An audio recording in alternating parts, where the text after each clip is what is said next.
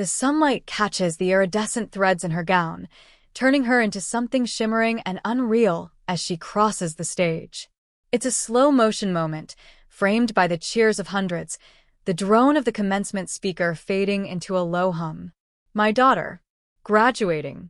This is supposed to be the peak, the culmination.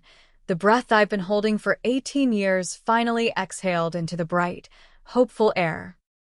My hand is clasped in his. Or it was. I feel the pressure lessen. The fingers begin to slide away, slow and deliberate, like a ship pulling anchor, warning you it's about to set sail without you. The warmth leaves first, then the phantom tingle where his skin was.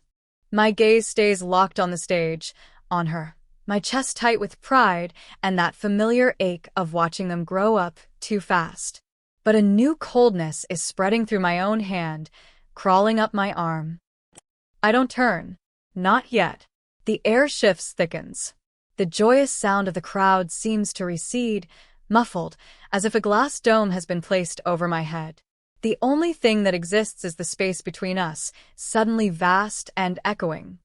Then his voice, low, careful, almost too quiet for the open air, but it slices through everything else. It's not a shout, not angry. It's worse. It's definitive. Clean. I'm leaving you. Just like that. Between the handing of a diploma and the next name called. At our daughter's graduation.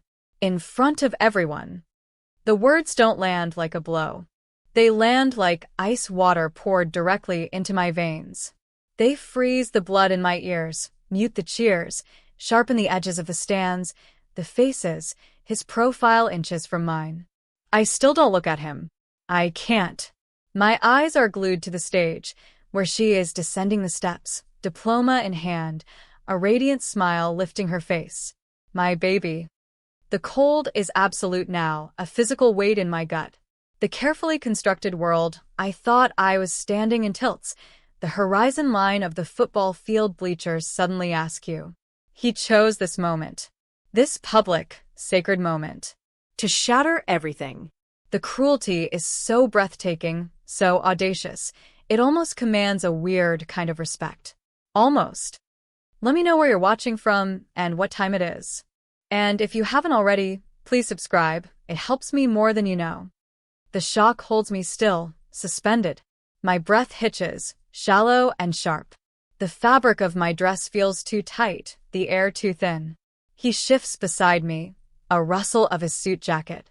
He probably expects me to crumble, to gasp, maybe even to make a scene right here. The wife blindsided, heartbroken, humiliated. That was the script he'd clearly written in his head. He probably savored the thought for weeks, maybe months.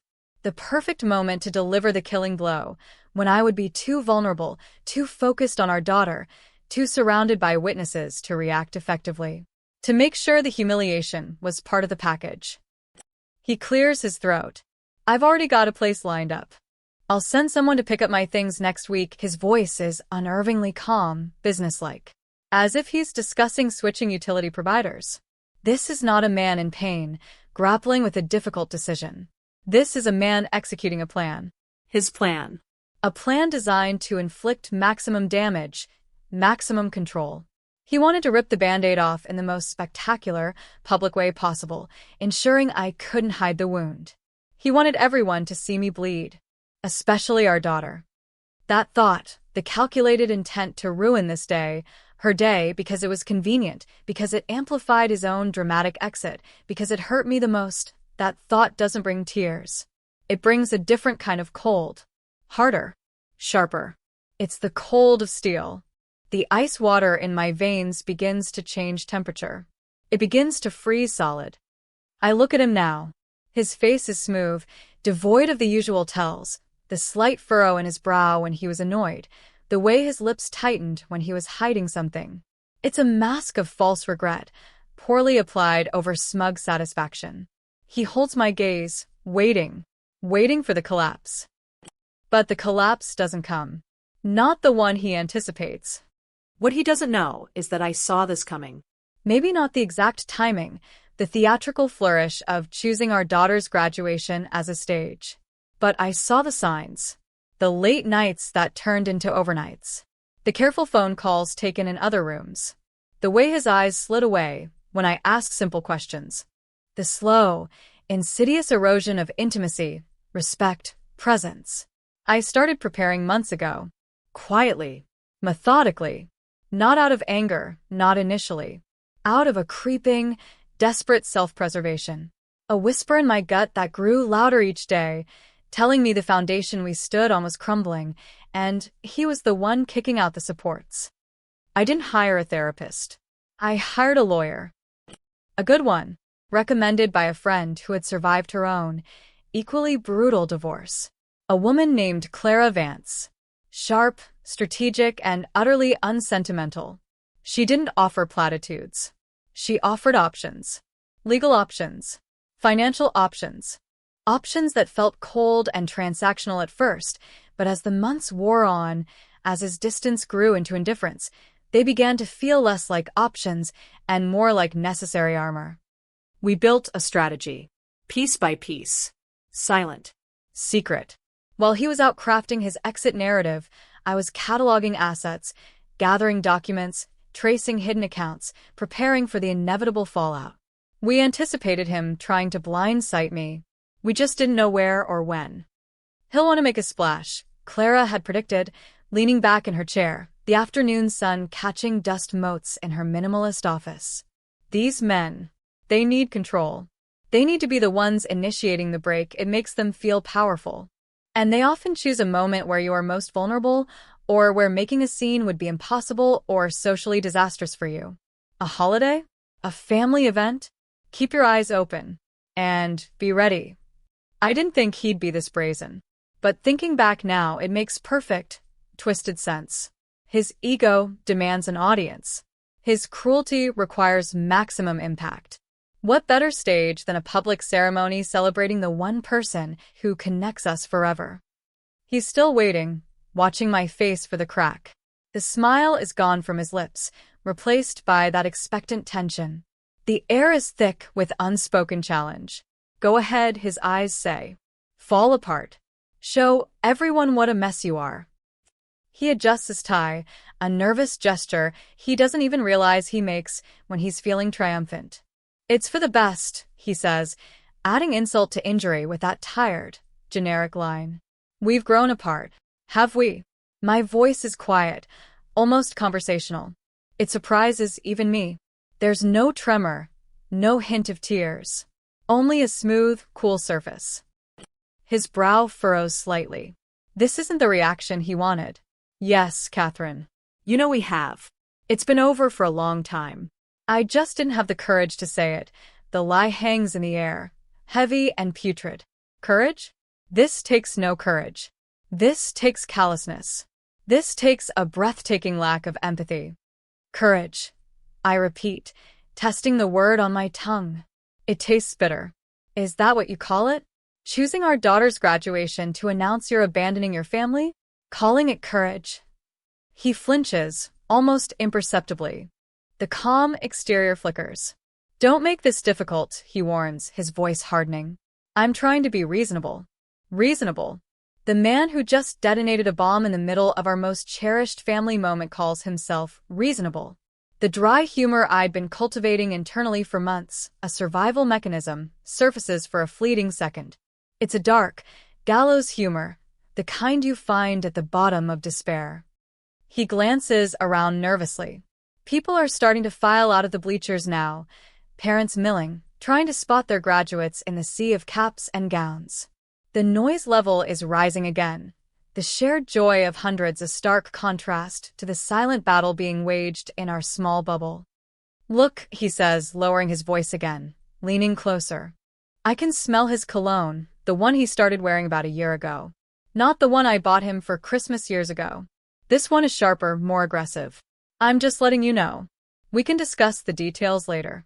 I've already spoken to a lawyer. Ah. There it is. The expected power play. He assumes his lawyer call nullifies any preparation I might have made. He thinks he has the advantage, the element of surprise. He thinks I'm starting from zero, playing catch-up. He thinks he fired the first shot and won. He has no idea the war games I've been running in the dark. My eyes scan the crowd, not randomly, but searching for a specific face amidst the blur. I find her near the edge of the aisle, standing patiently, looking calm and utterly professional, a small portfolio tucked under her arm. Clara. She's wearing a simple, dark suit, a small gold pin the only adornment. She blends in inconspicuous. Unless you know who you're looking for. Our eyes meet across the milling parents. It's a signal I've memorized, my head tilted ever so slightly, my hand touching my chest briefly. A subtle cue, lost in the visual noise of the crowd, but perfectly clear to her. Her expression doesn't change. No smile. Just a calm, acknowledging look. Then, she begins to move. Slowly, deliberately, cutting through the dispersing crowd, making her way towards us. My husband, oblivious, is still talking. So, I'll need access to the house, obviously, to get my things. We can arrange a time that works. Maybe Tuesday. He's already dividing up the physical space, claiming ownership. He's already moved on to logistics, bypassing the human element entirely. The house. Our house. The one I made a home, raised our child in. Tuesday. I echo, the single word hanging in the air. Yes. Or maybe Wednesday, if that's better. I don't want to make things difficult. Catherine, the hypocrisy is staggering. You don't want to make things difficult. I repeat it again, letting the absurdity of the phrase sink in. The cold steel in my voice is more pronounced now. He hears it. His eyes narrow slightly. The smugness recedes another inch, replaced by confusion. This isn't going according to his script. No, I don't. Let's handle this like adults. Oh, we're handling it, I assure him. My gaze is steady, unwavering.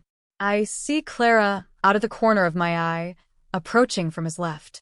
She's closer now, just a few feet away. Good, he says, a note of forced relief in his voice.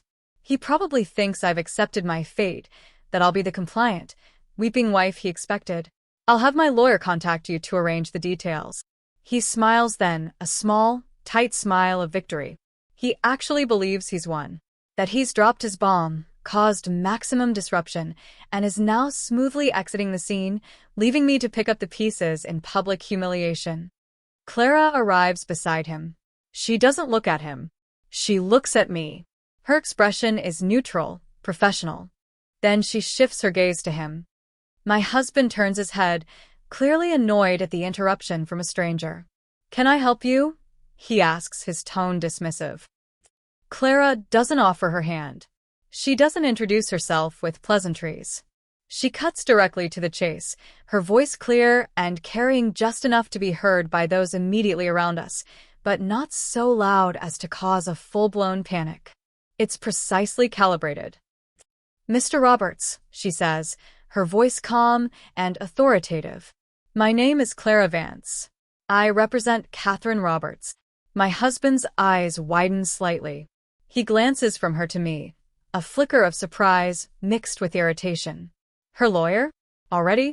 Catherine, what is this? I don't answer. I just watch him, my face a mask of calm observation. Clara doesn't wait for his reaction. She holds out the portfolio she was carrying. She opens it, extracts a single sheet of paper, folded neatly. Mr. Roberts, she continues, her voice steady, I am instructed to inform you that as of this moment, your legal residency at the property located at our home address has been terminated. This is a notice of immediate eviction. She holds out the paper. My husband stares at it. At her. At me. The blood drains from his face. The smug triumph evaporates, replaced by utter disbelief. What? What is this? He stammers.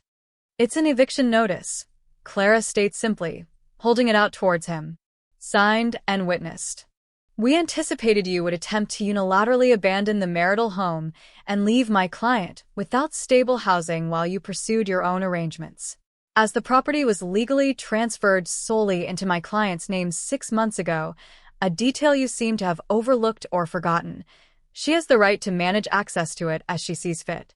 Given your stated intention to leave and establish a separate residence immediately, she is exercising her right to secure the property and prevent your access. His hand tremors as he takes the paper. He unfolds it, his eyes scanning the legal jargon, the address, my name at the top, the official seals. His face contorts. 6 months ago? He whispers, looking at me. What are you talking about? The house is. It's our house. The deed was signed 6 months ago, I say softly. A standard estate planning measure, remember? Recommended by your own accountant. To protect assets. You signed it. You didn't read the fine print, did you? Or you just forgot? He stares at me, his mouth slightly agape. The color is back in his face now, but it's a mottled, unhealthy red. The shock gives way to something else. Anger. Furious, blinding rage. The kind that comes from being utterly, completely outmaneuvered. From having the rug pulled out from under you just as you were celebrating your perceived victory. You planned this, he splutters, gesturing between me, Clara, and the paper trembling in his hand. At her graduation? You're doing this now. You chose the time, darling, I say, my voice still dangerously calm. You wanted a dramatic exit. You wanted an audience. You wanted to make sure I felt the full impact of your decision, publicly. You wanted to leave me stranded, without a home, while you moved into your prearranged place. You wanted to control the narrative.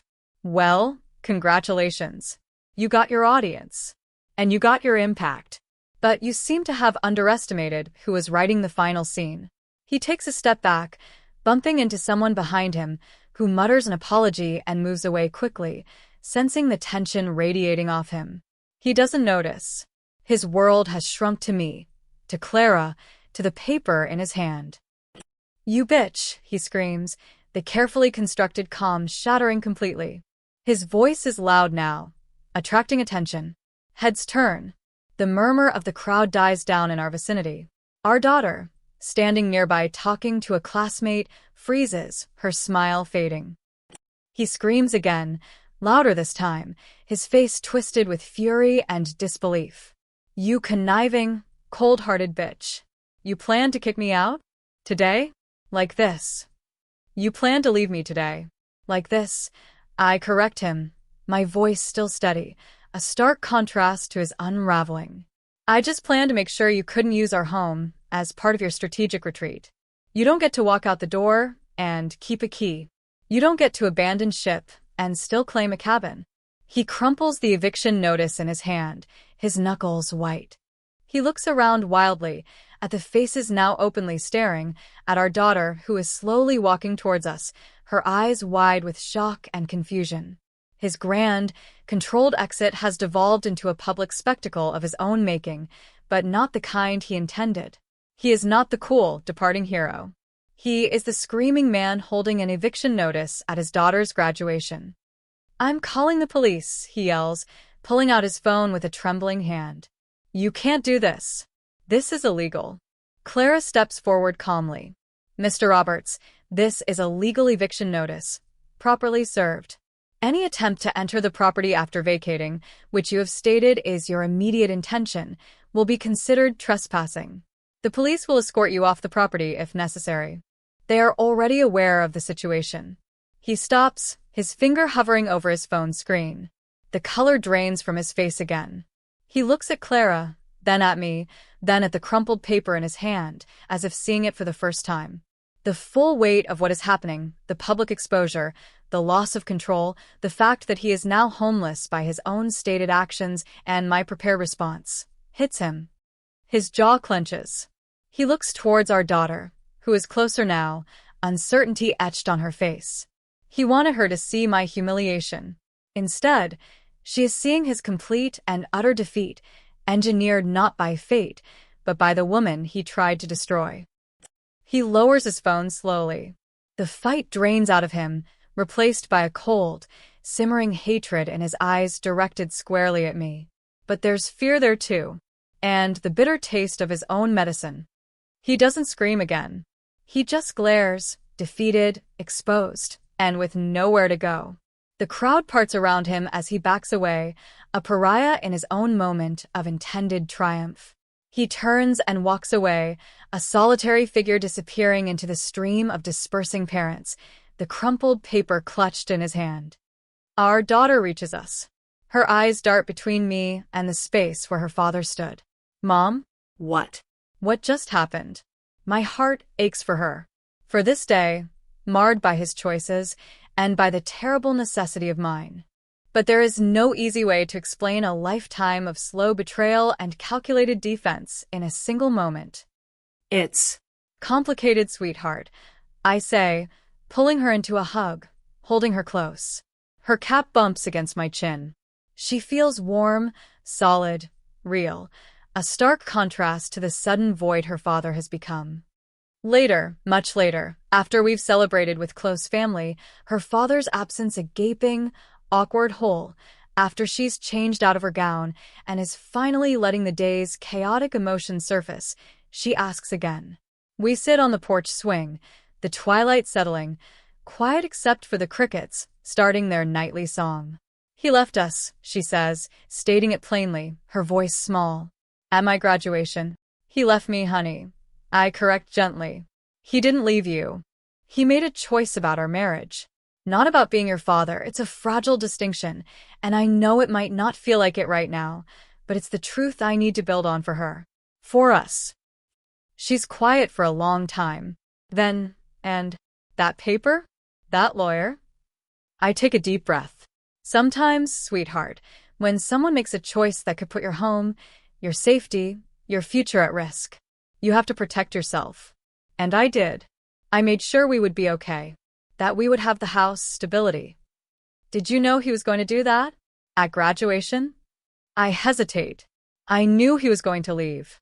I didn't know exactly when or that he would choose this moment. But I prepared. Just in case. She looks at me, her eyes searching my face in the dim light. She sees the weariness, the sadness, but perhaps something else too. Something like strength. Or cold resolve. It was intense, Mom, she says, a slight tremor in her voice. Yeah, honey, it was. There's a long silence between us. The swing creaks softly. The crickets sing louder. The world outside our small bubble of porch seems normal, indifferent to the seismic shift that just occurred in our lives. I'm sorry your day was overshadowed. I finally manage, my voice thick with emotion. She leans her head on my shoulder. It was still a great day, Mom. Because of you. You got me here. Another pause. It just ended weird. Understatement of the year. He looked so angry, she says, remembering. And surprised. He was, I confirm. why? He thought he had control. I explain, choosing my words carefully. He thought he was calling all the shots. That I wouldn't be ready. That he could leave us vulnerable. People who seek that kind of control. They don't react well when they lose it. Especially when they lose it publicly. She considers this. So, You outsmarted him. The corner of my mouth lifts in a small, tired smile. Something like that, honey.